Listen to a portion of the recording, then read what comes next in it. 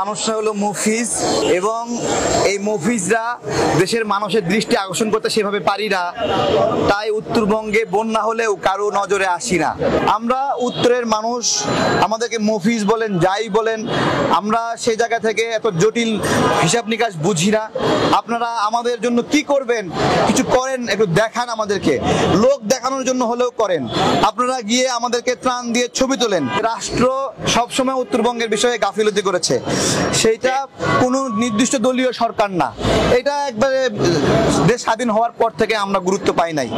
আমাদের ওখানে যথাযথভাবে বিশ্ববিদ্যালয় বা মেডিকেল কলেজ এগুলো অতটা অগ্রগতি না। মানুষরা হলো মুফিজ এবং এই মুফিজরা দেশের মানুষের দৃষ্টি আকর্ষণ করতে সেভাবে পারি না, তাই উত্তরবঙ্গে বন্যা হলেও কারো নজরে আসি না। এবং আপনারা কখনোই স্মরণ করতে পারবেন না যে উত্তরবঙ্গে কোনো সময় বড় কোনো ত্রাণ কার্য হয়েছে। আপনাদের বুদ্ধির বয়সে হয়নি, এটা কেউ দেখাতে পারবেন না। অথচ কোথাও বন্যা না হলেও উত্তরবঙ্গে কুড়িগ্রাম জেলা, নীলফামারী, রংপুরে জেলা, গাইবান্ধা এগুলোতে প্রতি বছর বন্যা হবেই, প্রতি বছর হয়। এই জন্য সবার সহ্য হয়ে গেছে এই অবস্থা। শুধু তাই না, আপনি দেখেন আমাদের উত্তরবঙ্গে যেতে, ওইখানে 100 কিলোমিটার যেতে যদি আপনার 3 ঘন্টা লাগে, তাহলে কুমিল্লার এদিকে অথবা দক্ষিণবঙ্গের বরিশাল, গোপালগঞ্জ এদিকে 100 ঘন্টা লাগবে। অর্থাৎ আমাদের ওইদিকে যেতে বেশি সময় লাগছে। এটা সময়তে কেন পার্থক্য করছি? আমাদের ওইখানে কমিউনিকেশন সিস্টেমটা ডেভেলপ হয়নি। এই জায়গাটা আসলে কেউই গুরুত্বপূর্ণভাবে ওইভাবে ঠাঁই পায়নি। এটা বাস্তবতা যে নোয়াখালী, লক্ষ্মীপুর, তারপরে হলো ফেনী, কুমিল্লা, বরিশাল এই এলাকার মানুষ একটু শিক্ষা দীক্ষায় বেশি ভালো, তারা বিভিন্ন দায়িত্বে বেশি আছে। ফলে এই এলাকায় কোনো একটু ক্ষতি হলেই সবার এদিকে দৃষ্টি দ্রুত পড়ে এবং এখানে বিপুল পরিমাণ খাদ্য সমস্যা সহযোগিতা যায়। তা আমি প্রবাসী ভাই যারা আছেন তাদেরকে বলবো, যে সামাজিক সংগঠন যারা আছেন তাদেরকে বলবো, উত্তরবঙ্গের মানুষগুলো এমনিতেই অভাবী। কুমিল্লার একটা মানুষ বন্যা কবলিত, বন্যায় ডুবে গেছে, বন্যা শেষ হয়ে গেছে, ব্যাংক থেকে টাকা তুলে ঘর বাড়ি ঠিক করে ফেলাইছে, কিন্তু উত্তরবঙ্গের মানুষের ব্যাংক অ্যাকাউন্টই নাই। ঠিক আছে, আমি আপনাদেরকে বলি, আমার নিজেরই কোনো ব্যাংক অ্যাকাউন্ট ছিল না। ঠিক, ফেসবুকে টাকা তোলার জন্য আমি ব্যাংক অ্যাকাউন্ট খুলছি। তো এই হলো আমাদের সামগ্রিক একটা অবস্থা।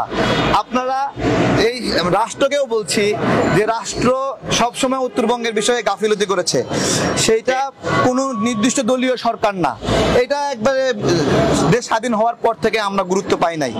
আমাদের ওখানে যথাযথভাবে বিশ্ববিদ্যালয় বা মেডিকেল কলেজ এগুলো অতটা অগ্রগতি না। এখান থেকে জিয়াউর রহমান মেডিকেল কলেজটি একটু ভালো ছিল, উত্তরবঙ্গের মানুষগুলো এখানে আসতো, কিন্তু শেখ হাসিনার সময়ে এটা এমন চিপায় পড়ছে, এমন অবস্থা খারাপ হয়েছে, এখানে সমস্ত যন্ত্রপাতিগুলো নষ্ট হয়ে হয়ে কোনো মেরামতের কোনো উদ্যোগও নেওয়া হয় নাই। রংপুর মেডিকেলের অবস্থাও সেম একই রকম হয়ে আছে। আমরা উত্তরের মানুষ, আমাদেরকে মুফিজ বলেন যাই বলেন, আমরা সেই জায়গা থেকে এত জটিল হিসাব নিকাশ বুঝি না। আপনারা আমাদের জন্য কি করবেন, কিছু করেন, একটু দেখান আমাদেরকে, লোক দেখানোর জন্য হলেও করেন। আপনারা গিয়ে আমাদেরকে ত্রাণ দিয়ে ছবি তোলেন এবং ছবি তুলে তুলে প্রচার করেন, তারপরেও উত্তরবঙ্গে সবাই আসেন।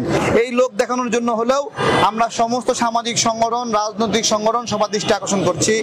আমি ধন্যবাদ জানাই জাতীয়তাবাদী দল একটা টিম তৈরি করেছে ত্রাণের জন্য। তারপরে আপনার হলো এই যে বৈষম্য বিরোধী, ওরা তো নোয়াখালী, ফেনী, কুমিল্লার টাকাটা না দিয়ে একটা ক্রাইম করছিল, হ্যাঁ, এবং আমরা শুনতেছি যে তারা এখন উত্তরবঙ্গে যাবে। তো আমি ওদেরকে ধন্যবাদ দিব, আগে সমালোচনা করেছি, এখন ধন্যবাদ দিব যে ওরা যেন দ্রুত এই টাকাটা নিয়ে উত্তরবঙ্গে চলে যায়, তাতে করেও কিছু মানুষ ওখানে আপনার হলো হবে। সার্বিকভাবে এইখানে উত্তরবঙ্গে আমি বলছি, আপনারা চিরামুড়ি নিয়ে যাবেন না, দয়া করে আপনাদের সবাইকে বলছি, ভাত খাওয়ার ব্যবস্থা করেন। বাঙালিরা ভাত ছাড়া কিছু বোঝে না, আর উত্তরবঙ্গের মানুষ আরো বেশি পাগল ভাতের জন্য। আপনারা যেখানে একটু সুযোগ পান, চুলা টুলা বানায় একটু রান্না করেন, চাল ডাল এগুলো নিয়ে যান এবং সেখানে খাবার রান্না করে তাদেরকে সারভাইভ করার সুযোগ করে দেন।